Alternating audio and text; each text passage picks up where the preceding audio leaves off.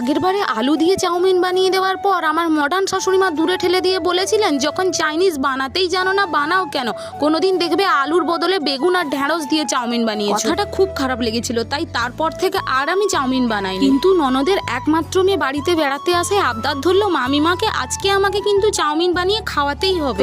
প্রথম না করাতেও এত আবদার শুনে ভাবলাম আজকে বানিয়েই ফেলি। আমি সাধারণত চাউমিন করলে আলুটা দিয়েই থাকি, কিন্তু আজকে বাদ দিলাম আমার শাশুড়িমার খাওয়ার জন্য। কিন্তু ব্রেকফাস্টে সবাই খেয়ে প্রশংসা করলেও আমার শাশুড়িমার মুখে রুচল না। তিনি প্লেটটা ঠেলে দিয়ে বললেন, আমি এই চাইনিজ খাবো না, আলু পটল ঝিঙে কত কিছুই না দিয়েছো। আমার মুখ তো শুকিয়ে গেল। এটা কিন্তু আমার শ্বশুর মশাই লক্ষ্য করেছিলেন। তিনি ওই চাউমিনটিকে একটি ফেমাস চাইনিজ রেস্টুরেন্টের বাক্সে ঢুকিয়ে ধরিয়ে দিলেন শাশুড়িমাকে। তিনি চেটে পুটে খেয়ে বললেন, এরকম বানাতে শেখো আগে। পুরো বাড়ি হো হো করে হেসে উঠলো। শাশুড়িমা সব বুঝে বললেন, বৌমা আর একটু কি হবে, মানে আর কি আছে?